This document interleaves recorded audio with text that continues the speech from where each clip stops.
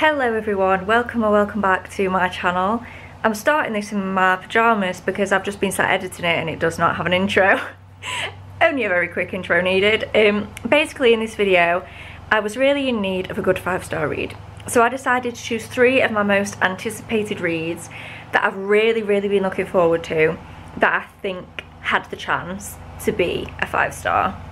So yeah, I just chose 3. I was considering doing like this video ends when I find a 5-star, but because I thought all of these had the potential to be 5 stars, I didn't want to like read one book and it be a 5-star. So I decided to do this format instead, where we could read more than one book.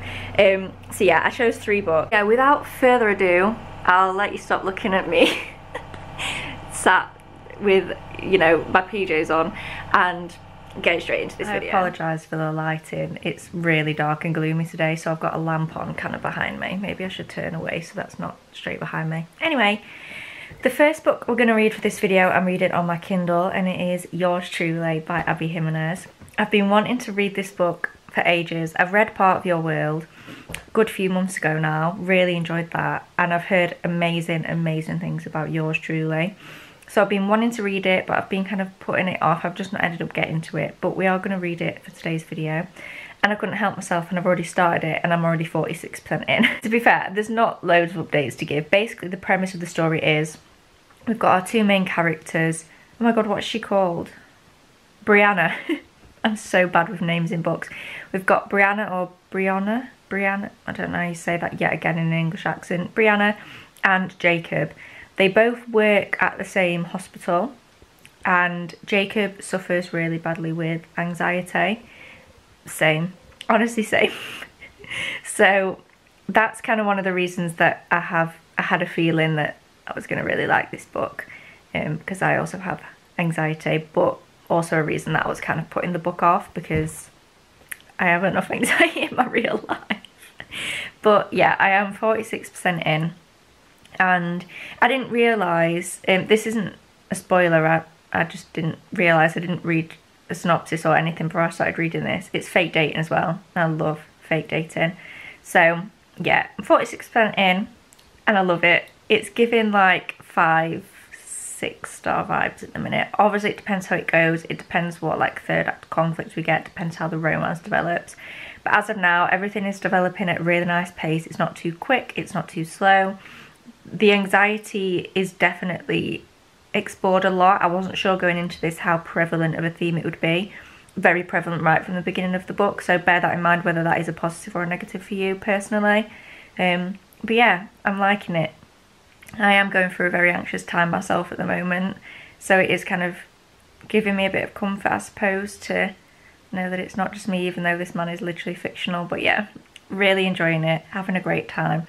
I'll probably update you now either when I finish or depending on how the 3rd act conflict goes. If my thoughts change between now and finishing the book, obviously I'll pop back in, but otherwise I'll probably speak to you now when I finish this book. Hello. I haven't spoke to you in a while. I finished Yours Truly and I gave it a 4.5 star. I really loved it. It just didn't quite give the full 5-star feeling, but I really loved it. Like, it was a really good book. Amazing anxiety representation. Very raw, very real, so definitely a trigger warning. I read it a couple of weeks ago when I'm still going through a really anxious time now, but it was bad 2 weeks ago. So I think maybe I shouldn't have read it when I was so, like, in a dark place with anxiety.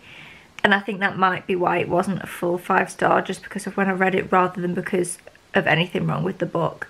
But yeah, do be aware that it is a hopeful story. It's not all doom and gloom, but there is like anxiety on the page. Like, it's very raw, very real. So I would bear that in mind. But yeah, I absolutely loved it. I loved them together. I fully believe in the romance. Great couple, obsessed, love them. So we didn't quite find a 5-star, but like pretty close, with like a 4.5, maybe even a 4.75. And the next book we're going to read for this video is Long Way Down by Krista and Becca Ritchie. The reason I'm putting this in here, it's part of the Addicted Calloway Sisters series, which isn't one of my favourite series ever, but this is a Ryke and Daisy book. And I do love Ryke and Daisy. I gave Hot House Flower, which is their other book in the series, 4.5. So I have real hopes that this could be a 5-star.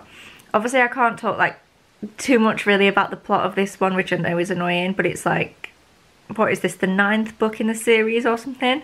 So I don't want to be spoiling things, but basically we've got Reich and Daisy. Daisy has 3 sisters. One of them's more of like definitely a side character. The other 2 have their own books as well, Lily and Rose. And Reich is the brother of Lily's partner, Lo. It's like a big found family basically. If you like found family, age gap, forbidden, that is Reich and Daisy. Because he is 7 years older than her. And she's now 20 in this book, but she was 18 when they got together and he was 25. So it's definitely an age gap. It's very much discussed in the books as well. It's not like a glossed over age gap. Like the characters in the book very much share their views on the age gap and their relationship and everything. So yeah, I have real high hopes for this one. I think I'm about 30% through.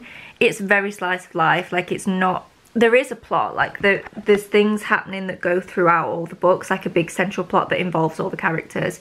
But I just love Reich and Daisy and just like spending the days with them. I don't really care what's happening.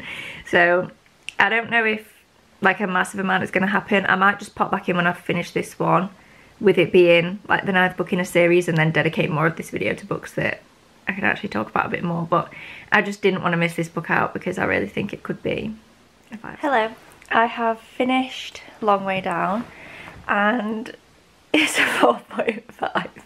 I swear I'm not doing this on purpose. It was genuinely just a 4.5. The reason was it was long. It was a 600-page book and I just felt like there were parts that just didn't necessarily need to be in there, parts that were a bit repetitive. There were parts where I was just like, I don't want to say it felt like a drag because it didn't, because I love Reich and Daisy and I love just being in their heads. But there were parts where it was like, okay, can we like move this along now? And because there were so many parts in the book where, well, not so many, because there were a few parts in the book where I felt like so compelled to read and so emotional, it kind of highlighted then how the other parts of the book just felt a bit, I don't know. I don't want to say boring because it wasn't boring, just I expected a bit more emotion throughout rather than like just a couple of emotional scenes. And don't get me wrong, the emotional scenes were very emotional. Some very dark stuff happens in this book, like really dark.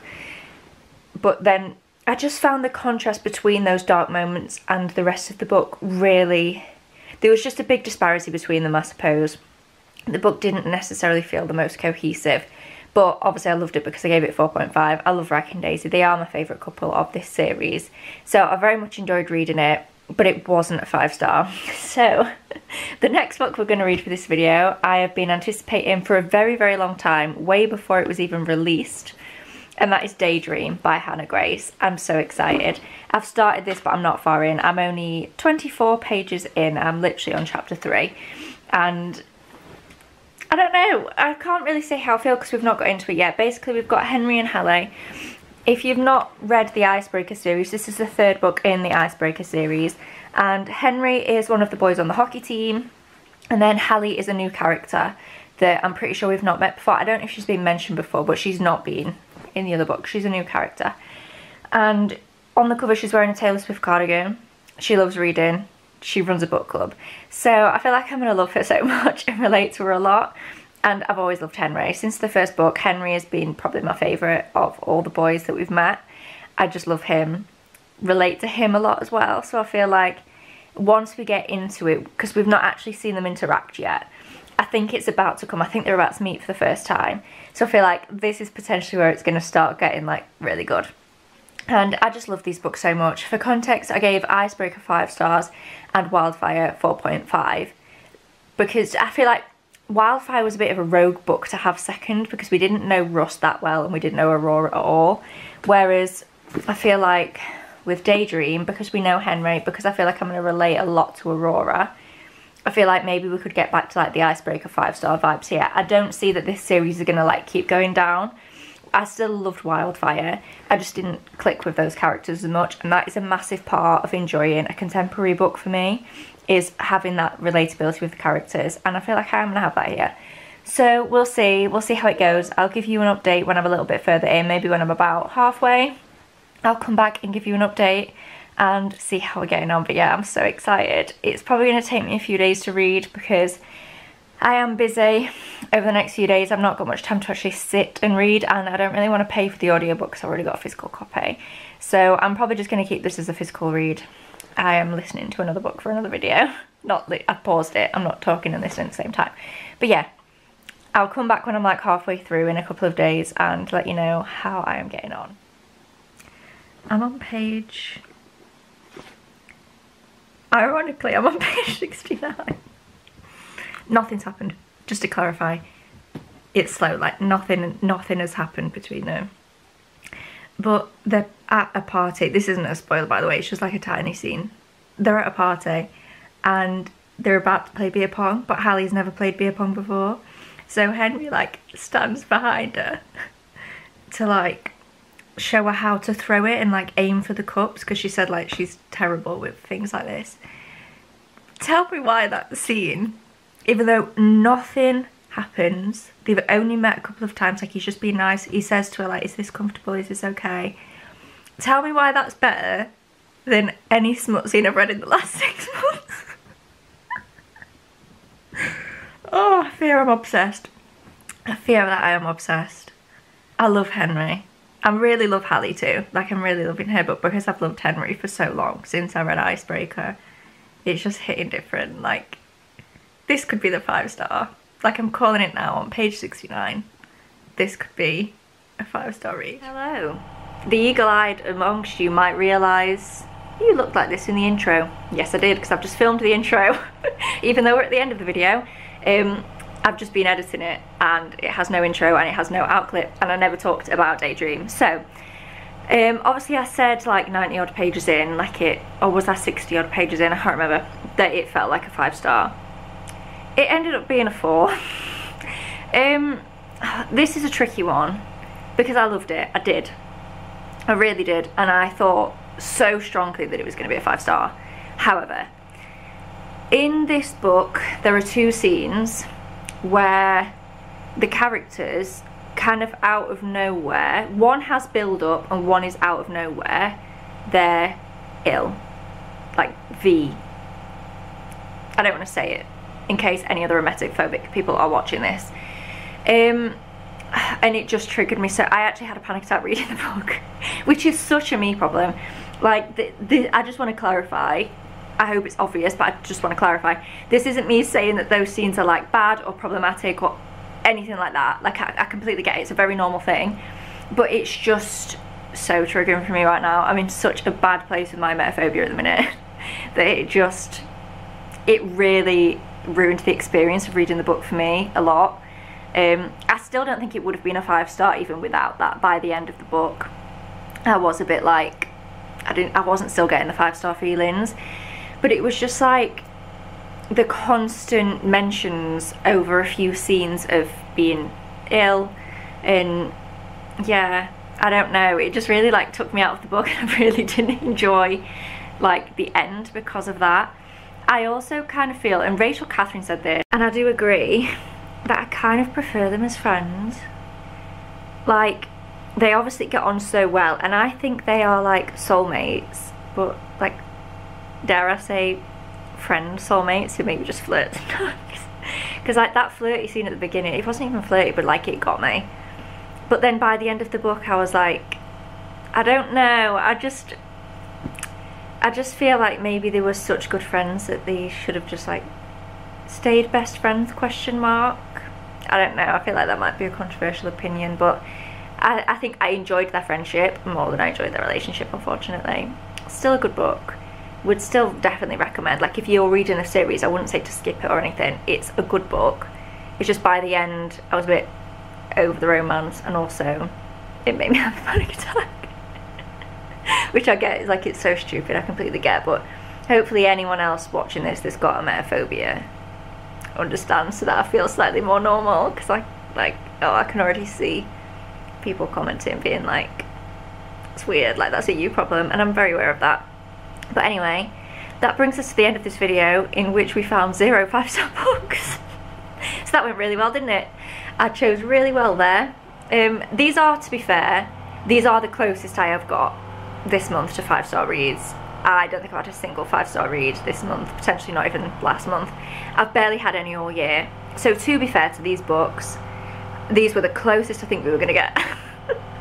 For now anyway.